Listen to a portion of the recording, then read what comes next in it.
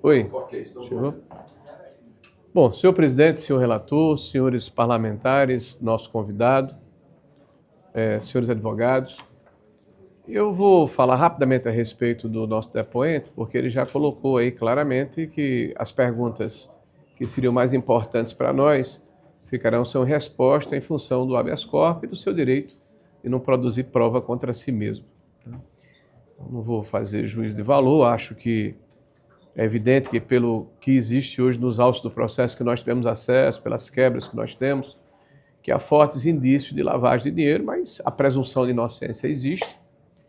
Vamos aguardar o final do processo, né? Prisões já aconteceram e aconteceram hoje também.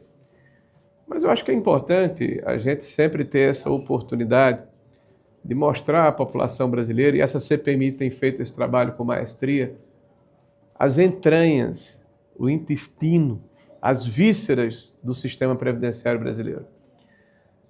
E nós temos que louvar aqui, eu diria, a disciplina férrea do Partido dos Trabalhadores, que há quase 20 anos assalta o Brasil, né?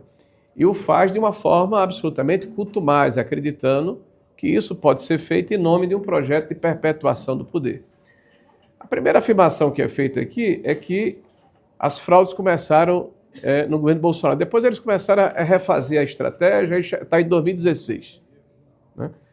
Eu queria que a população entendesse que R$1 trilhão de benefício, de BPC, de Previdência, de pensão, de seguro-defeso, de auxílio-doença, faz com que já isso aconteça no INSS desde 1947, está aqui o registro.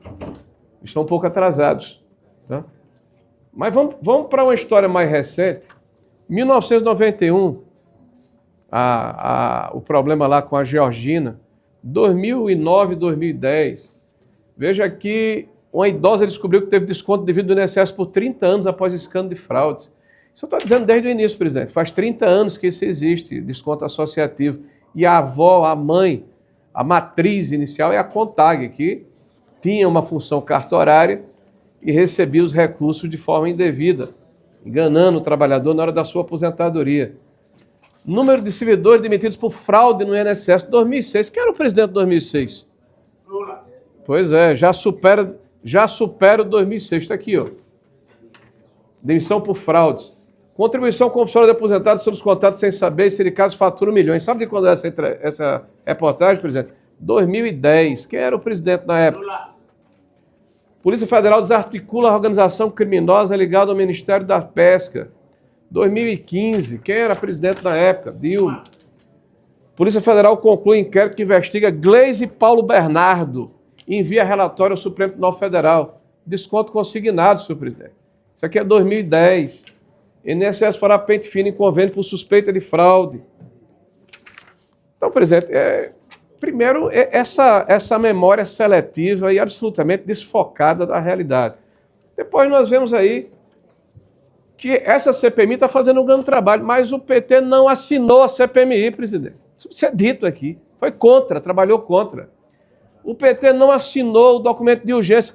Na semana passada, o senhor é testemunha. Eu convidei aqui os líderes da oposição, do governo, desculpa, a oposição em 2027, né? A partir de 2027, a oposição. Eu disse a eles, vamos assinar aqui a urgência para acabarmos de uma vez com todo o desconto associativo. Nenhum parlamentar do PT assinou. Nenhum. Passou ontem por unanimidade. Blindaram convocações e quebras de sigilo aqui.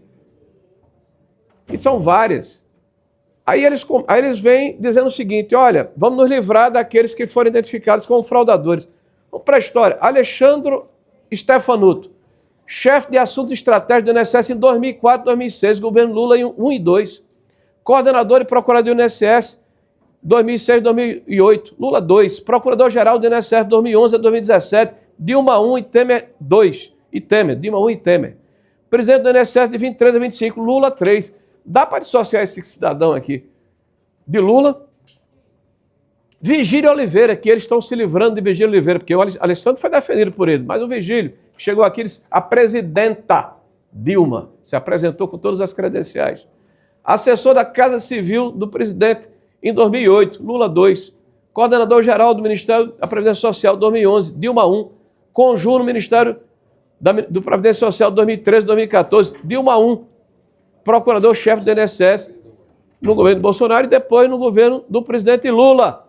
Dá para dissociar esse cidadão que é funcionário de carreira do governo, como eles querem se livrar? Aí vem o pai de Vossa Excelência, Vossa Senhoria, que eles querem se livrar, querem jogar os leões. Gerência do INSS, região Norte-Nordeste, 2009, 2012, Lula 2 e Dilma 1. Chefe de gabinete do Ministério da Previdência Social, 2013, 2014, Dilma 1. E diretor da DIRBEM, 2023, 2024, Lula 3. E aqui é uma situação que tem que ser colocada. Em 2014, todos estiveram juntos, todos. O Vigílio, o André Fidelis e o Alessandro Stefanuto, quando o ministro da Previdência era o Garibaldi, mas o chefe, o secretário especial, quem mandava era o Gabas, o Carlos Gabas, que mandava na Previdência na época. Então, o ovo da serpente, como eles gostam de falar, foi gestado e faz tempo. Porque quem passou 18 anos governando o país não fomos nós, foi o PT. E essas fraudes e escândalos contra a Previdência existiram nesses governos. Nós começamos combatendo a fraude com a MP 873.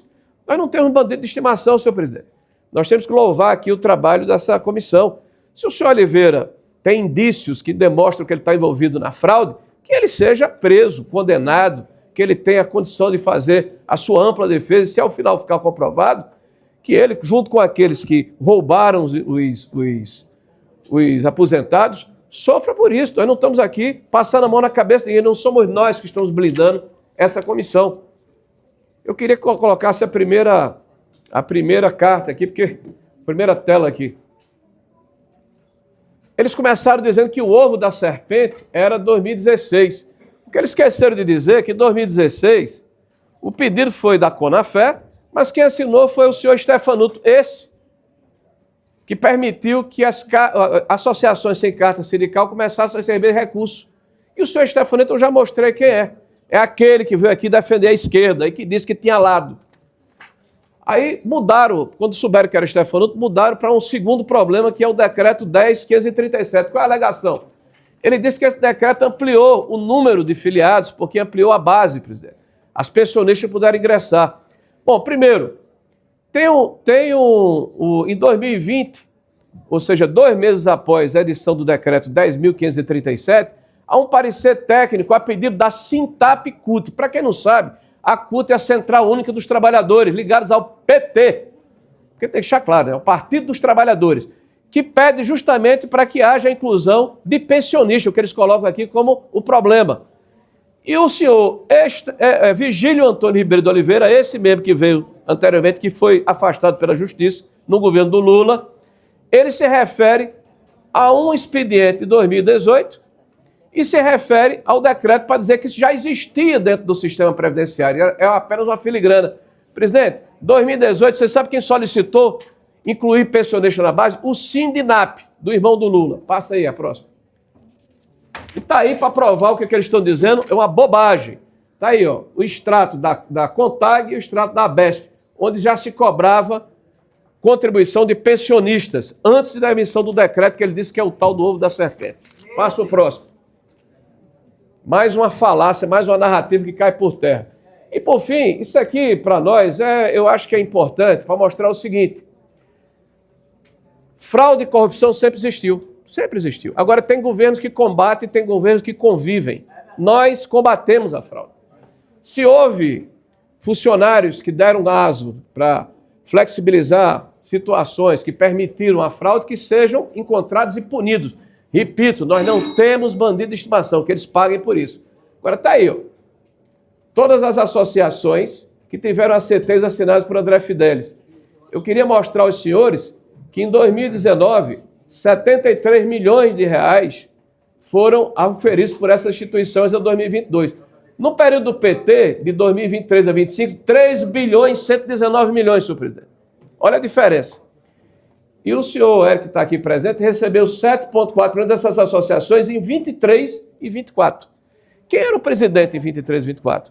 O Lula. Então, aqui, para nós, o importante é encontrarmos quem fraudou a Previdência. O importante é encontrarmos quem prejudicou os aposentados. Evitar que isso se repita no futuro, senhor presidente. evitar que isso seja um crime perpetrado de forma contínua. 30 segundos para encerrar. E identificando essas pessoas, saber quem apadrinhou essas pessoas, porque o apadrinhamento, senhor presidente, pode ter sido genuíno. Não, vou botar alguém aqui porque tem um critério técnico.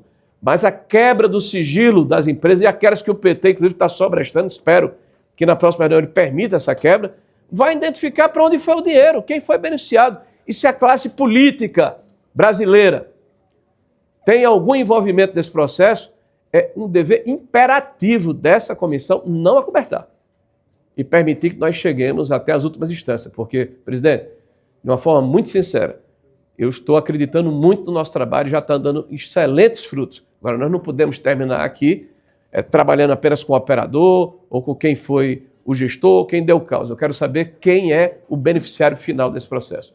E aí, o governo tem que parar de blindar essa comissão. Obrigado.